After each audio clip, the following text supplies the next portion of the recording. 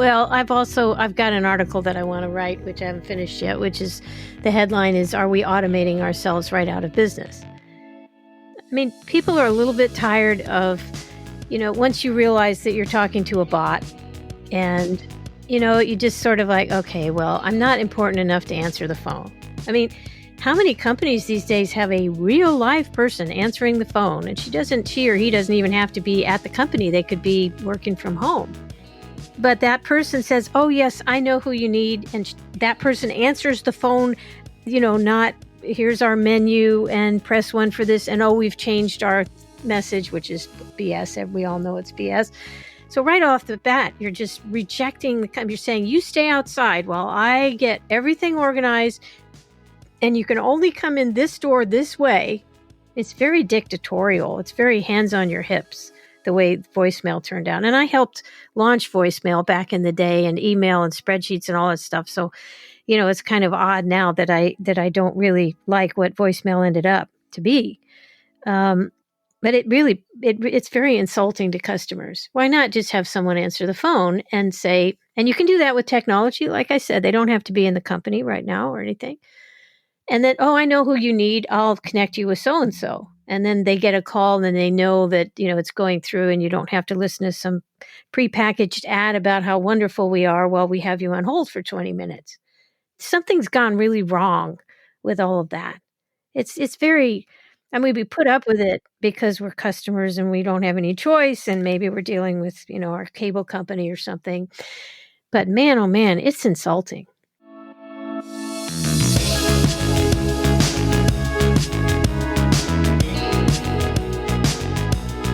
Aloha, and welcome to another episode of the Groundswell Marketing Podcast, where I connect you to outstanding humans and sustainable ideas. Today's guest is Kristin Zhivago. She's president of Zhivago Partners, which is a digital marketing management company that works with CEOs on revenue. And you hear that often. People say they work with revenue, but she's spent decades as a revenue coach. She's also spent decades in Silicon Valley as a marketing agency lead, and she's really blended these two things together and created a book which is Forbes one of the top 6 marketing and sales books, called Roadmap to Revenue, which is how to sell the way your customers want to buy. And we kind of dive into how her process of being able to do it. This is really good. She just gives away the whole process that's in her book, and we break it down a little bit. But it's even more importantly, we did the recording during COVID, and so I think that you're going to find the context and the relevancy of this in this given time is really potentially going to have a really interesting impact in terms of like what you can focus on and the things that you can do. And now more than ever, one of the first things that she recommends in that process, I think, is like perfectly timed with what we need to do right now. And so unbelievable wisdom. I really I feel like just she's a great human being who's got so much depth of knowledge. I couldn't be more excited to have her on the show and her sharing all of her concepts. So without further ado, let's just paddle in. Welcome to the show. Thank you. Good to be here. A little bit of pause there. I know it's a little arresting. So. Yeah. So we're calling each other amidst this crazy time. Yeah. And this is going to be an interesting conversation because I'm really curious to dive into some of the content. But before I do, I think let's just introduce everybody to who you are and a little bit of your background. Do you mind just setting up a little bit about your background that led to writing your book and your agency and, where you're at right now? Okay. So I'm currently the president of Zhivago Partners, which is a digital marketing management company, or a digital agency is what a lot of people call themselves. We consist of a core infrastructure team to run the business properly, and then we have specialists in various areas, whether they do copywriting or graphics or web design or whatever, but also channel specialists like social media and online advertising and that kind of thing. So that's how we've structured the business. It's made us very scalable and able to provide all kinds of services to companies exactly the way they need them. It's like hiring a marketing department with all of the associated vendors. So it's kind of fun. I've always wanted to do this. What led me to this, I opened the agency in 2017 Before that, I was a revenue coach for CEOs and entrepreneurs, mostly high-tech companies, but branched out quite a bit after the web came along in 94 and opened my original company. Believe it or not, tomorrow is our, I don't know how many year anniversary, because it was April Fool's Day in 1979 in Silicon Valley when my husband and I opened our first agency. Back then it was advertising and PR. It was prior to digital, although we were all high-tech clients. So just to kind of backtrack, so you've been basically an agency of of services in Silicon Valley since way back then, and there's a little bit of gap of time. So how long were you in that agency for, you and your husband? And 12 years. Then what happened? 12 years, and then you became a revenue coach, or what happened between then? No, what happened in 1991, my husband was doing graphics and I was the words and the clients, basically. And the Mac came out, the Macintosh. And I looked around and I looked at my husband and said, the clients are going to take all that bread and butter work. There were ads and things that were big. It was a big deal to do an ad or a logo or something. But the bread and butter work was data sheets and, smaller advertising and PR and that kind of thing. And I knew they would take most of that in-house. It was just it was obvious that's where it was going. So I just said, why don't you retire? He was 52 at the time. And he did. He's an inventor. He makes things. He's happy just doing his projects all day long and has been ever since.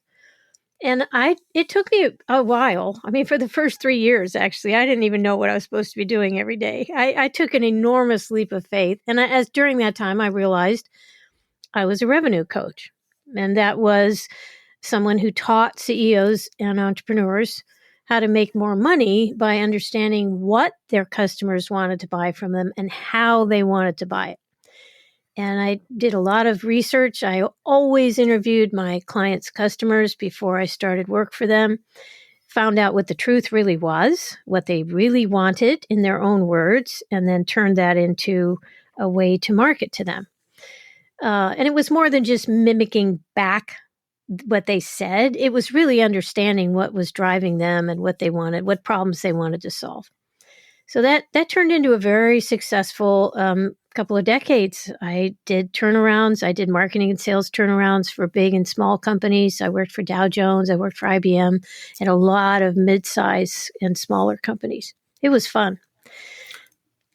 So that's a long time being a coach on revenue and looking at different business models and different problems. What were some of the patterns that emerged that were today, if that would be something that people would be like, wow, I never really thought of that as being something as, but it's kind of common, that you would discover. Is there something or several patterns that exist that most people just overlook so quickly, but they don't realize that they could have an impact?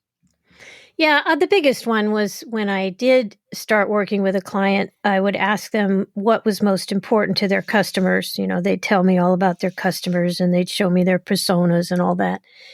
And it would be a list of like 10 things and prioritized. And then I'd go out and interview customers and their list was completely different.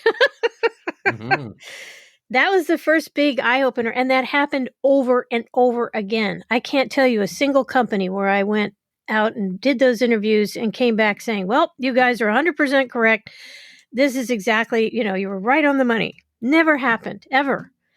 And even with people who had been doing research or they talked to their customers all day, partly because customers would tell me things that they wouldn't tell the business people because they were trying to be polite and they just, didn't want to say that.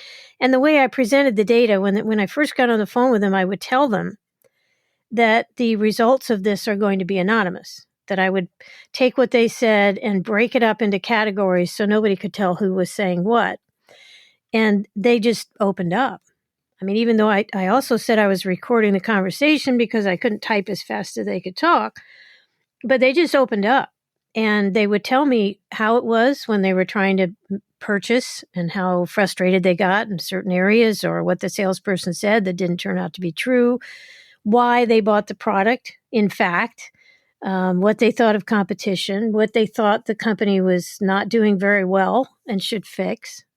So I'd come back to the management team and say, guys, this is where you're really strong, and this is how they described that strength, and that's what we're going to market. And these are the areas where you're not doing so well at all, and you need to fix it in the background and then be able to come out and promote it after you've fixed it.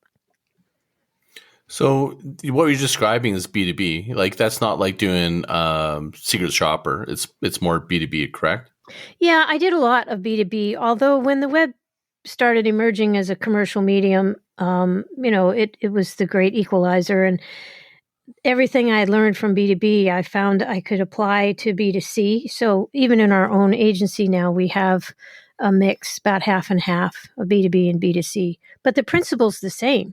I'm still going out and interviewing people who've already bought from you, because they're going to tell you more after they buy than they will while they're buying. They never tell you what they're thinking while they're buying. None of us do. We're playing poker. It's a negotiation. So after they buy and they have a vested interest, they're happy to help, and they get on the phone and, they just kind of spill their guts. Oh, so it doesn't work for prospects. It only works for customers that have actually made the decision to purchase. Yes, that is true. And it's the one weakness of the method. Now, you can, though, even if you're a total startup, and I've done this, you can go to people who might buy and find out what they're looking for, why they would buy from someone. So you can get a lot of data. You just won't find out the things that you should be improving on. Fair enough. And how would you frame the questions? Is there a methodology that somebody's listening is going, I want to do something like this. I mean, I want to hire you, but if you're just to kind of help them with, it can't be as straightforward as just phoning and then just saying, hey, we're anonymous. There's more to this. Is there not? Yes. And that's one of the reasons I wrote the book. After doing this thousands of times, or thousands of interviews, right, for hundreds of companies, I saw some patterns and some things that worked, and I kept testing and tweaking the questions until they were just as good as they could be. So then I wrote the book, Roadmap to Revenue, How to Sell the Way Your Customers Want to Buy.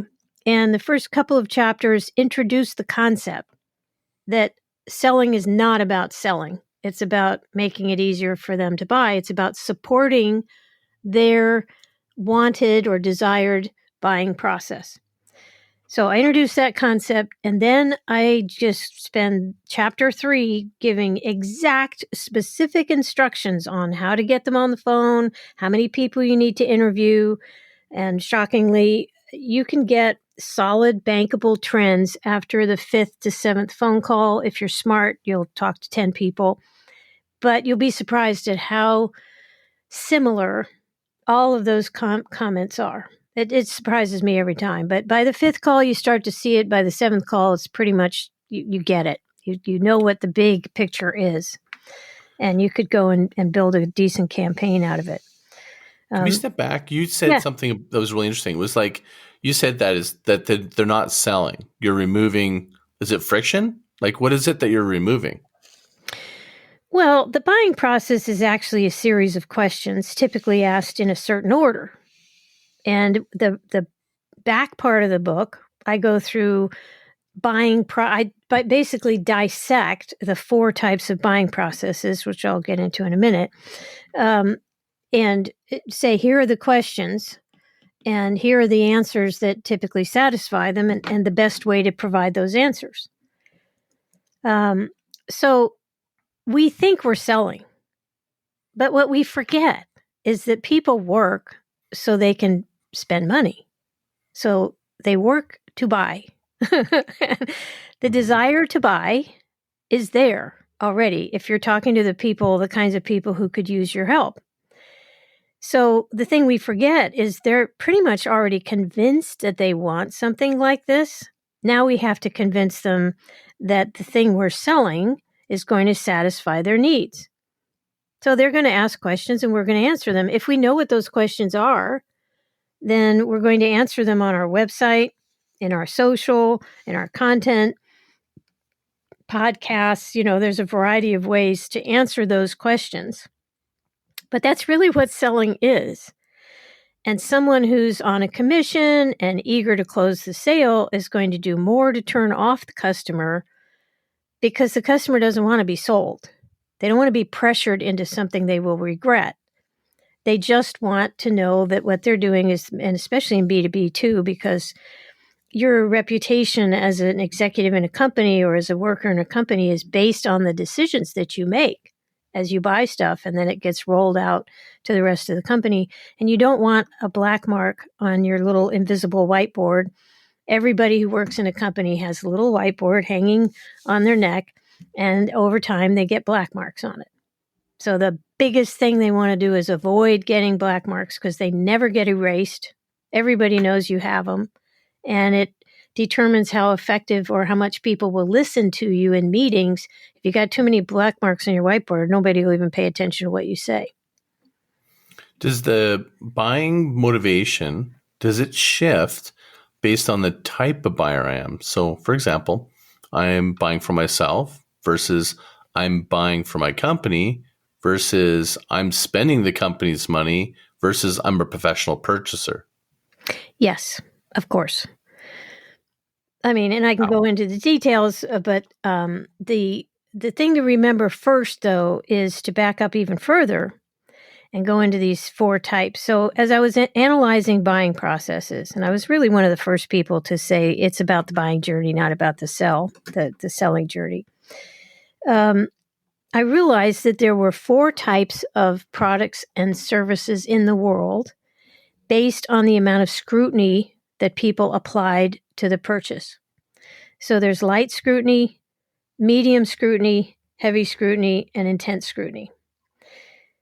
So you really have to know that first before you worry about the specifics of what you're talking about, which gets more into personas and what drives individuals. The light scrutiny, and by the way, the reason I came up with this is because I kept seeing people sell one type of product the wrong type of way. So they put out a newsletter about how to chew gum, basically. Light scrutiny product, you don't need a newsletter on how to chew gum. Or they would try to sell an intense or heavy scrutiny product, which has lots of questions and lots of buyers, and I'll go into the description in a second, as if it were just some branded impulse purchase. Big mistake right out of the gate because you're not in sync with their buying process. So if we look at the 4 types, light scrutiny products are impulse purchases. They cost $1 to $10. It's the thing at the checkout stand, the candy bar that says, oh, yes, you can afford this. I'm sure you can. And you just buy it. You see it and you buy it. You don't have many questions, maybe 1 or 2. That's it. Medium scrutiny products and services are those where it's like clothing or something where you're just buying a rake or something, and you only have a few questions. And there's no one else involved in the sale, typically. It's just you. Maybe with clothing, you want to see what your significant other might think of something, but basically it's your decision. And you really have maybe 5 or 10 questions max. Then the heavy scrutiny are products and services that are big, expensive, involve contracts, often involve some kind of salesperson like houses, cars on the consumer side, and maybe a big software product or something, or some kind of consulting service. And they have lots of questions. There's some kind of agreement or contract. There's some kind of salesperson. And there are more people involved, your reputation and other, you have to get permission from your boss and all that, or your mate or whatever. And then the intense scrutiny products are those, and services are those where everything applies to the heavy, same things apply as in the heavy scrutiny products and services, but you get married. There's a long-term relationship. Once you understand that, and again, I just map all these out in my book and say, okay, then this is how you should market your product and service and the channels that will work for you. It's pretty formulaic once you understand how the buyer buys.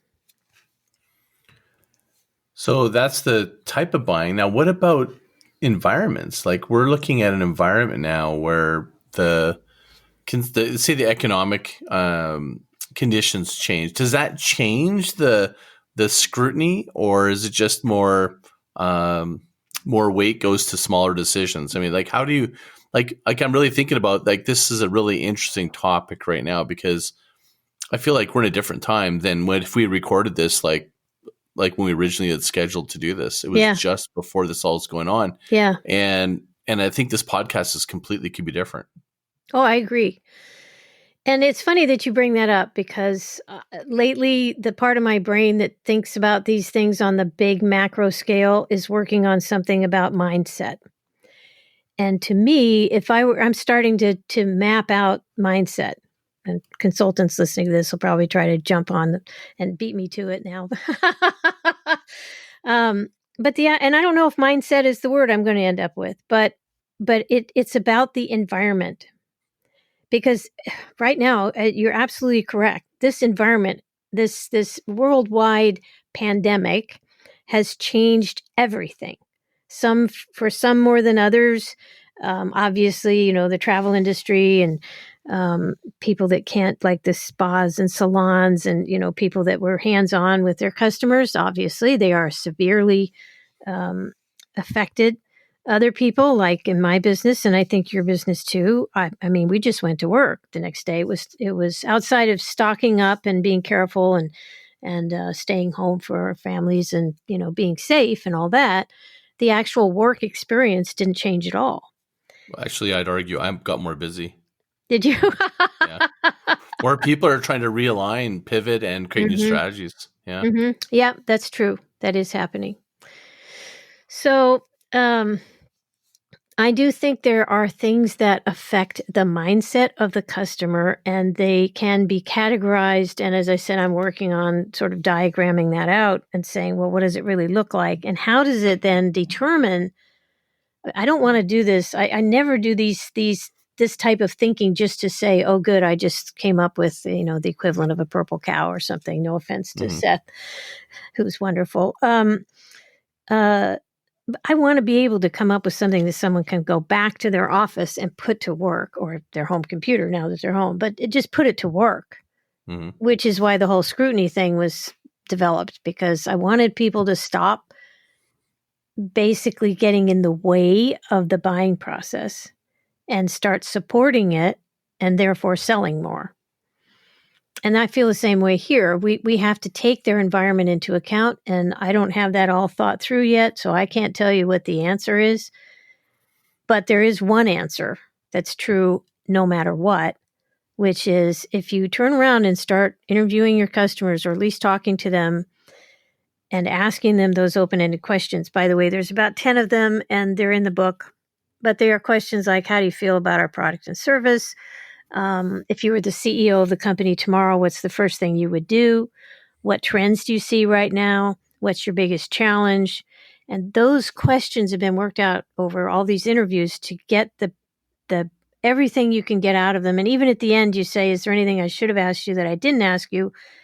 And usually they say, no, you've covered it all. But then they say, the thing that's most important about what I said. And so you get another rant about that particular subject, which was to them the most important. So it actually reinforces what you've already heard. It's pretty nice how that works out. Isn't that what normally, when humans say it twice, that's the point they want you to listen to? Oh, yeah. Yeah, I totally agree. You're right. I was supposed to repeat myself just to make a meta point, but I'm not going to do it. So this is great, the survey and stuff. But right now, I don't know that would even be accepted. If you were to get a survey question from a customer going, how do you feel about a service right now? They're going to be like, no, I wouldn't do that. No, you're right. Oh, okay. And as I was saying it, I was thinking, yes, but I should bring that up. So I'm very happy that you brought that up. Because it would seem kind of rude right now. You could, though, and I think a lot of people are calling their customers and asking, how can we help? Mm-hmm. That's a big, good, wonderful question to ask in the middle of a pandemic. I know you guys are suffering. How can we help? And from that, if there's something that you could do that, they might even be willing to pay for, well, okay, that's where revenue comes from. Somebody's standing at the door with dollars in their hand, and you don't say, oh, I'm too busy, or we never done that before. You say, come on in, let's talk. Well, I think that right now there's this almost like onslaught in my inbox of businesses that are going, here's how we're dealing with COVID. And, it's like the same thing over and again. It added no value. Mm-hmm. It's almost like making me want to unsubscribe in this time because it's just a barf of what everyone else is doing. Yeah. And I'm not seeing anybody coming out and asking and really kind of looking at this as a moment in time. And that's what I'm interested to hear your insight, and maybe we can come up with something, right? Mm-hmm. Is right now there's a moment in time when people are feeling collectively a certain way. Yeah. And it's changed. And we're going to be changed forever, just like 9/11. Yeah, But I agree. this is a collective feeling, unilateral, not just the United States feeling this way or something, right? Like it's across the universe. So we're at home. We're now, confined. We're worried about the future. Spending is like closing in, and more than ever, we're in this state, and the state of, whatever it is for different people, but it tends to be a state that it's not positive. And there's so much potential, I believe, a window of opening to help people. And I just feel like that this path to revenue, to sales, is first with maybe shifting. And I think what might happen to this is my theory, is that leading with compassion, empathy, and almost like not selling in any way is the doorstep to revenue. Because I think people are going to be really hypersensitive to offering almost so much right now that it's gone the other way, where Laura Belgrade had a post where she said, we need to flatten the curve of free, helpful information. You know what I mean? So how do you differentiate from being totally free, I want to help, to making revenue? That's my question. Well, it's an interesting question. I think the first thing one does, and we've already done it with our company, is first we started helping our clients any way we could, especially the ones that are the most impacted by this whole thing. We have a client who sells luxury yacht charters. And while you could get on a yacht somewhere in the U.S. and stay in the U.S., if you wanted to go somewhere else, you're going to have to get on an airplane first and go there. And nobody wants to do that unless you have a private jet or something. These are very wealthy people that do this. These yacht charters go for $100,000 to $1 million a week kind of thing. But we knew that her business was going to be super impacted. So we had just started a whole Google Ads campaign and a Facebook campaign. And we ended up talking about escaping the crowds. And suddenly she's got leads and leads and leads every day. So, the first thing you do is you take care of your own. You turn around and people close to you and make sure that they're going to be okay. And then the second thing you do is I opened up a Slack channel for my team, because we're all virtual people and we all care about each other, and just called it COVID-19 and saw if there was any way we could help each other. And the third thing we started doing was writing content about how to not be afraid. I've got a blog article I just wrote today about fear not. And, that's going up on the site. And I have a blog that I write. That's for my company site. But I also write a blog called Kristin's Wisdom, just trying to help people in business, especially the up-and-comers. And I wrote a couple of articles about how to live a stress-free life and how to be sane when everything around you is chaos. So, I think helping each other deal with the obvious, which is this is scary stuff. People are dying. There are more people dying now in a millennial's life, people they know, than has ever happened to them in their whole lifetime. And it's happening in weeks. So it's a big deal. And I agree with you 100% that this is not the time to, quote unquote, try to leverage the situation in a way that would make people just totally be turned off. So there's a fine line. I would say the best way to approach it is to assume or treat these people that you're trying to sell to as if they are your friends and family, and you're trying to figure out how to take care of them, and let the karma fall where it may. I've long thought that business is about love. It's about taking care of each other. It's about helping people solve problems. It's about empathizing. It's about being responsible and in your helping. So in a way, it's just doing that and not worrying as much about the revenue. I know it's hard to do right now, but I've always found that to pay off. I've been in business a long time, and I've never once regretted that sort of altruistic, okay, how can I help way of living. Never once regretted that. Very well said. I agree.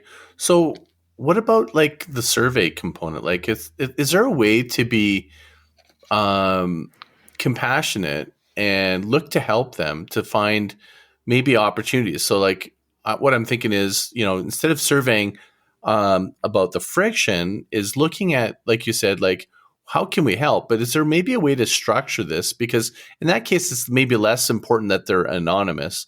But I'm wondering if you could approach this tactfully, where it did bring to the surface opportunities, but it came across and truly was a way to understand them, so that you get to use this as an opportunity to bank equity with your customers, find out more how you can help them, get a better sense who they are, so you have a more richer profile of who your customer really is, especially in this time, and then act on it in a way that wasn't necessarily about selling, but it was like reinforcing that investment of time with my business made a difference to them or something. Like, I'm just trying to think about, like, it just feels like we're in a different time right now, and there's a window to do something profound for your business. I agree, but I think we're getting into some dangerous territory, which is that it's easy to want to generalize, especially when you're marketing. You always want to say, okay, everybody wants this, and so that's what I'm going to go out with. But that's kind of how we market. We figure out what people want, and then we go out with those messages. And I don't think this is the time for that. I mean, yes, you still have to be out there with your business. And as I said, I'm writing blog articles that will be relevant to them in this situation. But I think if you do a survey, they're going to be resentful. They'll feel like you're trying to pick their pockets, so to speak. I think you do have to get on the phone and just call them and just saying, we have resources here. We're trying to figure out how we can help. And I think to me, even if you just send them an email and say, we're just asking all of our customers or certain customers, whatever, we just want 10 minutes and ask you what you're doing and how we can help. How's this impacting you, and maybe we can help. And I think if you're just very low key about it and it's personal, then I think people will respond. And the problem with what you're saying is you can't know until you do that what the outcome is going to be. That's another topic that I'm kind of spending a lot of time thinking about, which is marketing is all about outcomes. And as managers, we press a particular outcome button hoping for the outcome to be what we expect. And when in a chaotic time like this, those buttons get very unreliable. The buttons that were there before that we could press and say, okay, I'm going to spend this money here on this outcome and I'm going to get this result. It's not going to happen in a situation like this. This is, when you take the deck of cards and throw it up and you call it 52 pickup, that's what this is right now. Everything's up in the air. Nobody really knows what the new normal is yet. And we don't even know how long we're going to be stuck at home or, when we're going to run out of toilet paper, all that stuff. There's too many unknowns. So if you go right to the source of your revenue and you ask people, even spa owners who can't be hands-on, if they called some of their best customers, people that they would take their call and be happy to talk and say, okay, how can I help? Can I do a video about, cutting your hair, or what can I do to help? And that's where the answers are going to come from. Yeah, I agree. Like human-to-human contact that connects us. Like I blasted out, I don't know, must have been about 60 voicemails on people because I didn't have the time to reach that many people by phone call, and I didn't want to interrupt them with a phone call because people it's very interruptive, and I didn't want to text or email. So I thought the next best thing was to leave a voice message and then send it to them. And I couldn't believe the response. It was phenomenal. People are really grateful. Yep. And I think that's maybe what people are craving now. And that might change everything in marketing. The whole automation and sort of like conventional algorithm marketing stuff, it may go out the window. Like I'm actually hopeful that this changes the game forever and goes back old school a little bit. It plays into my hands much better. I believe that that's the right way to market, but I kind of feel like something's going to change here. And you're right. It's like a deck of cards being thrown up in the air. I mean, maybe some of the what's previously considered the best practices are going to be dead. Well, I've got an article that I want to write, which I haven't finished yet, which is the headline is, "Are we automating ourselves right out of business?" I mean, people are a little bit tired of, once you realize that you're talking to a bot and, you just sort of like, okay, well, I'm not important enough to answer the phone. I mean, how many companies these days have a real live person answering the phone, and she or he doesn't even have to be at the company. They could be working from home. But that person says, "Oh, yes, I know who you need." And that person answers the phone, not, "Here's our menu and press 1 for this." And, "Oh, we've changed our message," which is BS. We all know it's BS. So right off the bat, you're just rejecting you're saying, "You stay outside while I get everything organized, and you can only come in this door this way." It's very dictatorial. It's very hands on your hips, the way voicemail turned out. And I helped launch voicemail back in the day, and email and spreadsheets and all that stuff. So, it's kind of odd now that I don't really like what voicemail ended up to be. But it's very insulting to customers. Why not just have someone answer the phone and say, and you can do that with technology. Like I said, they don't have to be in the company right now or anything. And then, "Oh, I know who you need. I'll connect you with so-and-so." And then they get a call and they know that, it's going through, and you don't have to listen to some prepackaged ad about how wonderful we are while we have you on hold for 20 minutes. Something's gone really wrong with all of that. It's very, I mean, we put up with it Agreed. because we're customers and we don't have any choice. And maybe we're dealing with, our cable company or something. But man, oh man, it's insulting. I mean, I'm It's standing funny there with, because I come from the same thing. It's like my digital background. I understand automation. I know how to do it, personalization, all that stuff. And people are always amazed when I'm going, I don't use any automation on anything I do in social. I do it all by hand. And people think I'm crazy. And I feel like there's something about it just loses its touch. It's Yeah. almost as if you can tell. Oh, yeah. Like when you're on the other end of it, you're like, I can tell this was automated. Like it's just lacking that human connection, if you will, right? Yeah.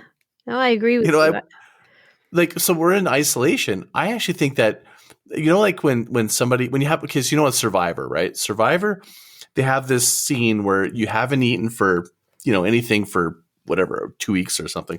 And then they bring out a burger and you just like, you enjoy watching them just totally go, oh my God, I so can't wait to taste this burger or whatever it is, peanut butter. To me, I think that might be the same case with us in human connection that's going to push us to this new human to human marketing, because we're going to realize we've never been more connected. We're craving human connection and we're going to reject this plastic layer between us. And I think that that's going to trip up so many businesses that have built a platform on Easy Street thinking we can automate instead of doing the hard work and connecting with people. I agree. You're right. That to me, I think has been a problem. Like that's, if you think about how many businesses are chasing that rabbit, funnels. I've talked about this before in my podcast. When you're in a funnel, you're in a funnel right now, don't you? Yeah. You're like, I'm in a funnel. You look around going, fuck, I got stuck in a funnel. So it's the same thing as getting a pop-up ad. You immediately, your brain shuts off and you go into defensive mode. And I think, with your background understanding revenue and buyer behavior, don't you believe that is kind of what is almost creating more of a barrier and almost like an apprehension towards buying from you, right? When you kind of put that layer or you use those kind of like chat bots and so forth, I just feel like that actually is not actually helping you sell.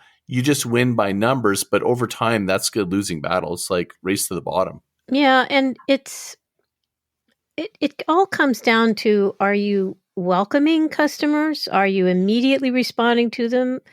And this gal that runs the luxury cruising company, she's on her chat 24/7 pretty much. And she answers it herself. And she's basically providing services to very wealthy people who have very high standards about the kind of service that they want. And she's all over it. If she didn't do that, I don't think she would be anywhere near as successful. I think people would just, walk away. But I think that's true of just about everybody. I think people don't like having a robot come out and, pretend to be their friend. It's Mhm. just, oops. And I felt the same way about relationship marketing when it first came out. I thought, gee, and I put in my book, nobody wants the car dealer showing up for dinner. They don't go out shopping to make friends. They go out shopping to buy stuff. And if it turns out that the person who helps them is particularly nice and wonderful and all that, well, yes, they'll probably want to go back there. But they're not searching for friends. They're not trying to get relationships. It's not a dating thing. It's I want to buy a car. And when I go in the car dealership, I don't want a guy who's trying to be my friend and, talk up how nice I look. And, oh, yeah, I can tell you're just this kind of person. You'll want this kind of car before you've even been able to say to them, no, I want this other kind of car. I want a safe car or a hot rod or whatever. Nobody buys hot rods anymore. They just make them. But You anyway, just dated yourself. I did. I really did. Hot That was rod. hot But I rod. didn't want to. You said it. I didn't say it. So No. My carry on. husband's into cars, and so I watched that stuff with him. Or Anyway, did you watch Tiger? What's it called? The Tiger King? no, I haven't done that Oh, yet. train wreck. Oh, Oh, geez. yeah, no, I didn't. The promo stuff didn't look very appealing. No, I watched, chasing cars and things. One of our first big dates was doing a valve job on a van, a windsurfing van that we had. No, I enjoy that stuff. Windsurfing van. Cool. I did Back your in the day. husband and you windsurf? We windsurfed together for 10 years in San Oh my goodness. Francisco I lived Bay. in Maui and was chasing a windsurfing career Oh, really? when I was 18. Yeah. Yeah, back in I've the met day. Robbie Nash. I'm trying to get Robbie Oh, Nash really? on my show. Oh, yeah, Yeah. he's a cool guy. He's really cool. Yeah. That was I've met back him. in the day when the sails were actually big. They're like handkerchiefs Yeah. Now they're small now. Yeah. Yeah. You can sail like in a 4.0 in what now would be 5.9 weather or something. Yeah. Yeah. So anyone that's listening that doesn't windsurf doesn't have any idea what we just said. That's fine. It was fun. We then graduated to bigger boats over time. But anyway, okay. So going back to this, what the car dealer is assuming about you, and this, by the way, goes back to the very beginning of what we were talking about. The biggest mistake that everybody makes is they assume they know all about their customers and what they care about. And because I kept running into them being wrong, I started to realize that how much marketing is not on target. And when you think like a buyer, you realize, I mean, how many times have you gone into Amazon or something and you're looking maybe just for a physical object that needs to go into a physical space? And so the first question you have to get answered is, how big is this sucker? They don't put the measurements anywhere. You have to dig and dig and dig. I mean, that's just one example, but there's thousands of those examples where they don't answer your questions.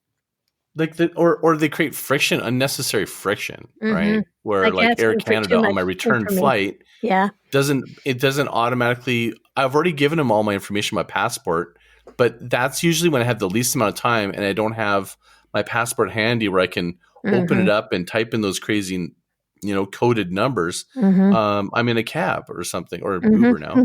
And so I wish that they would just do friction things like that. So stepping back to what you just said, isn't that kind of like marketers not understanding personal space?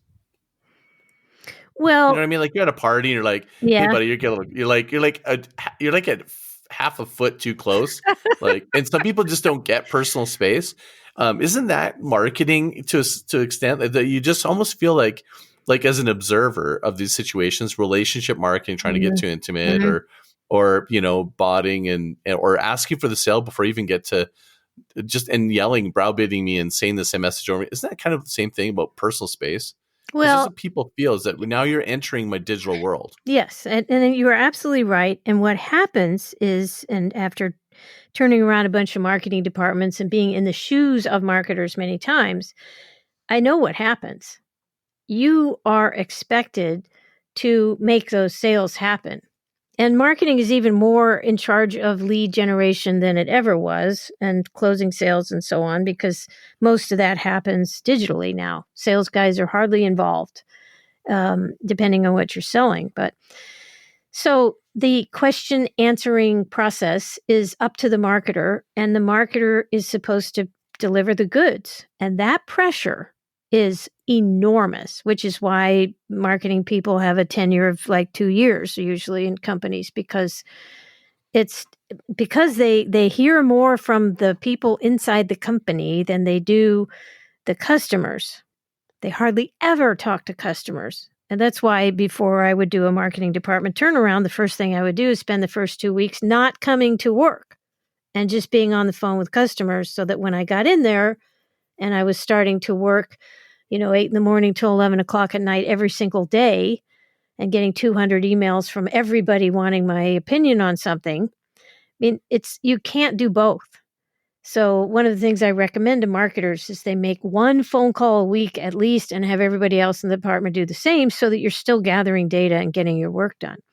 But that pressure to perform for the company overwhelms your nicety, your courtesy about standing too close, because you have to make the sale. And salesmen are in the same situation. And it's very irritating to customers who just want to get nice, honest, calm, courteous answers to their questions without being pushed.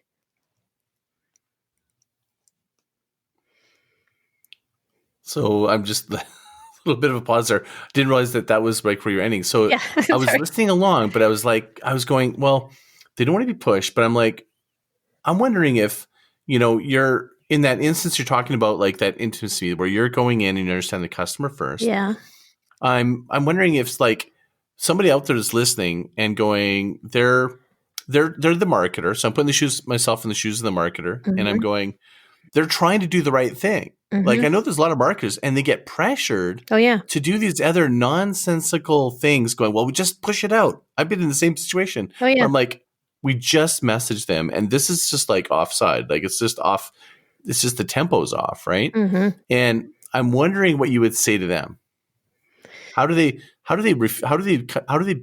battle that? There is only one answer to that question. The only answer. I've done so many keynote speeches and things where I'd stand in front of marketers and say, there's only one source of power in your job. Only one. You have to be the one in the room who knows the customer personally, not just a persona, but you've actually talked to them on the phone and you get who they are. They're like your friends. Your customers are your best friends. And they don't realize it, and they're kind of shy. Marketers are like cats, salespeople are like dogs. Marketers tend to be introverted, and they just don't. It's scary to go out and talk to customers. What if you learn something that tells you that your whole campaign is off? I mean, that's scary stuff. So if you do it though, and you stay on top of it, I mean, after those speeches, I've had marketers email me later and say, okay, I took your advice and I did it. And it's changed my life. Every meeting now, we don't have those stupid arguments about, well, when I was doing it, I did it this way. Or at my last company, we were, and I don't think that, they always say what they think instead of what the customer is really thinking. Those subjective arguments are the biggest reason that marketing is the corporate playpen.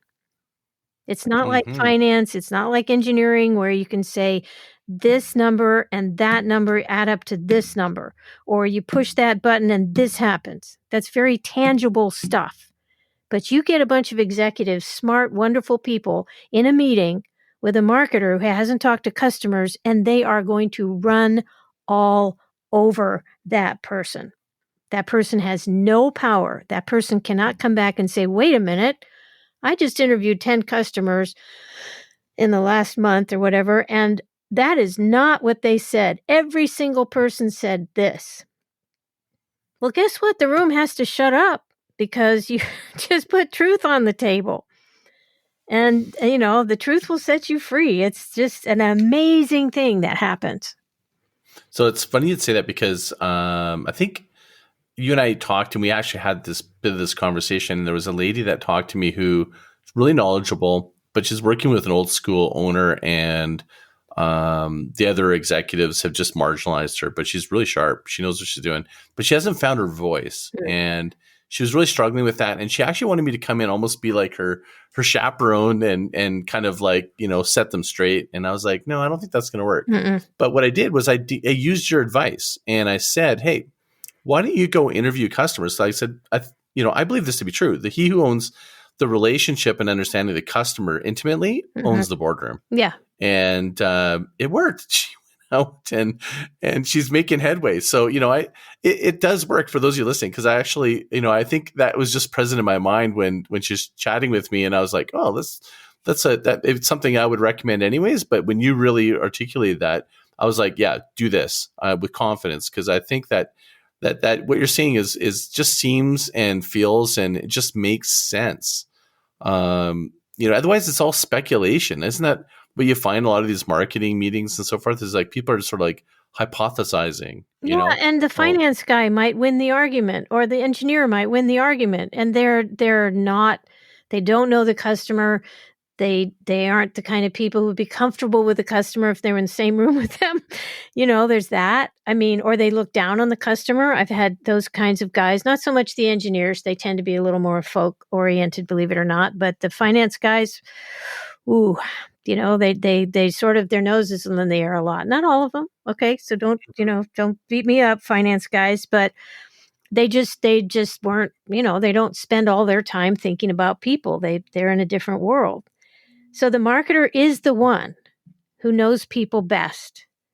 But if they don't know their own people, if they don't intimately, personally know what these people care about and what drives them crazy and what they want to do, and trust me, until you've made those calls, you think you know them? Mm-mm. I've trained copywriters all over the world. For IBM, I actually wrote all their instructions for their marketers in a big project at one point. And I remember I was working for Dow Jones, and there was a copywriter working for me, my famous copywriter story, Rob Sims.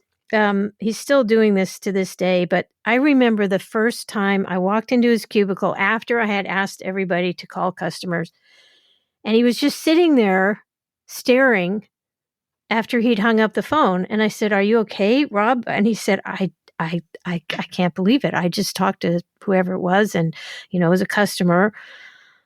I can't believe it. I now know who I'm writing to. It's going to be John.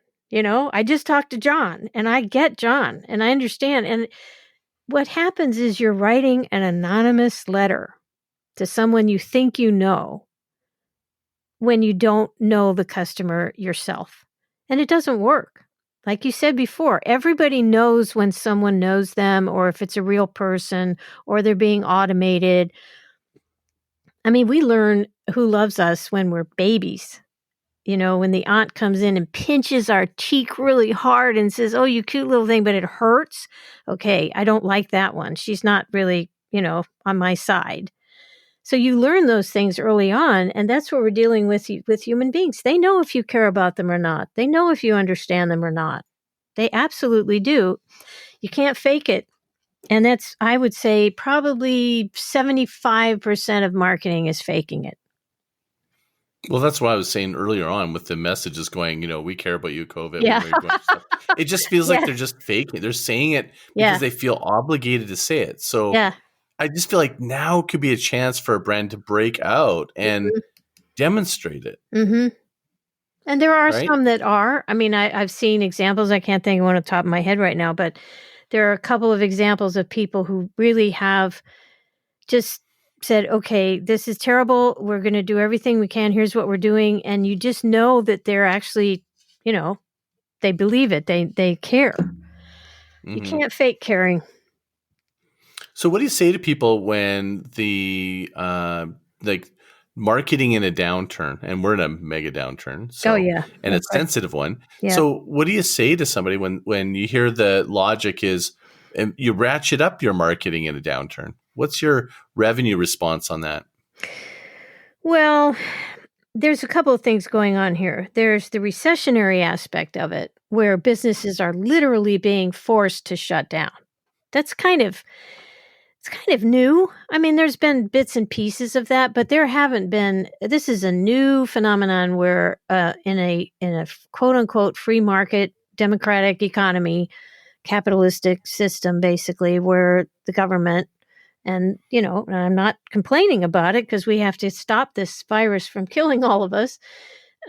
But they're basically shutting down businesses unexpectedly overnight. Can't open. What do you do now? Obviously, the first thing you do is you figure out how you're going to financially get through it, because this is going to last for a while. And I hope you've been saving, because that's how one gets through these things. And then the second thing is what we talked about before. You figure out who you can help, your own people, your partners, your employees. I know the government set up a whole new thing now for small businesses to get loans, which might even be forgiven.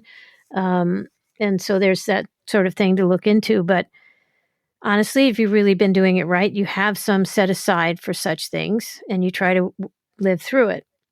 But at the same time, you also have to think about, what could I be doing that I wasn't doing before, and be ready to pivot. My first book was Rivers of Revenue, What to Do When the Money Stops Flowing, because I had been through a number of Silicon Valley recessions, mini recessions, before tech was really out there in the world.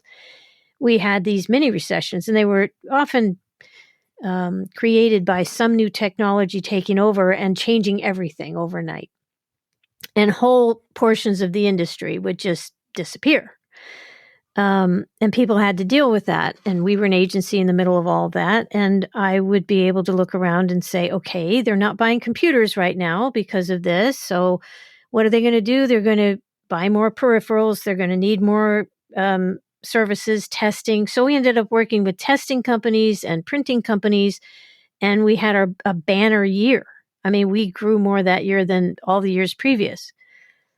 So it's really a matter of looking around and saying, who is going to need help right now? And are there ways that we can help them? And maybe we shift from, making one type of thing to making masks. Or, I mean, it's just a matter of you in your own situation, looking around and saying, who needs the most help? And what could we do with our infrastructure or our people or whatever to shift? And be ready to I shift. think this is going to be an amazing time for innovation. Oh, yeah. Like never before. I mean, I think like Thomas Edison made his discovery when there was isolation, and, Isaac Newton and stuff. Like, I think most people are not realizing that this is going to give birth to so many exciting things. Mm-hmm.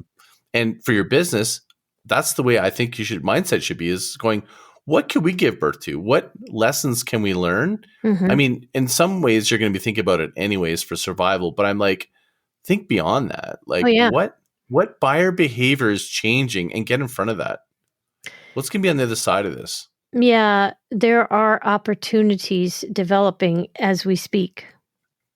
And if you can figure out and look around and keep your eyes open, keep your chin up, and not just go into a fetal position and say, oh my God, Mm-hmm. it's a pandemic. Yep. We're doomed.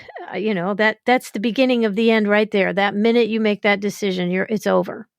So you just decide you're going to go for it and be brave and courageous and figure this out. And all you have to do, the only place the money ever always is where the need is. And you just have to look around and start seeing where the need is.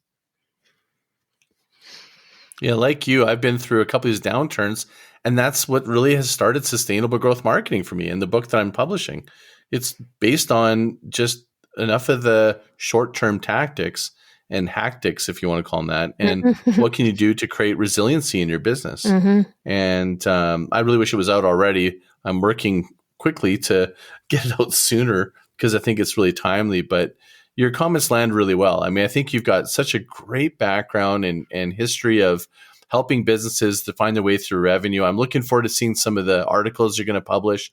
If everyone wanted to dial into listening to some of these great new insights you're going to give us, and especially during this period of time, where can they follow you and where can they get more information about you? Well, the best place is just to go to zhivagopartners.com. And my blog is there, my podcasts, because I do a lot of podcasting. Not my podcast, but being a guest on podcasts, because I love doing that. I love talking with you guys. I also write a blog called Kristin's Wisdom, which is really more for kristinswisdom.com. It's more for the up-and-comers. It's for the millennials who went through school and nobody ever taught them about business or succeeding in business or even succeeding in life.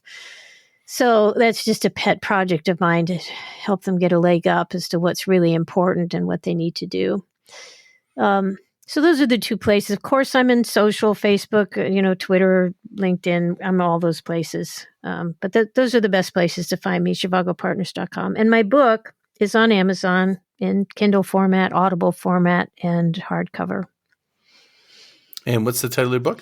Roadmap to Revenue, How to Sell the Way Your Customers Want to Buy.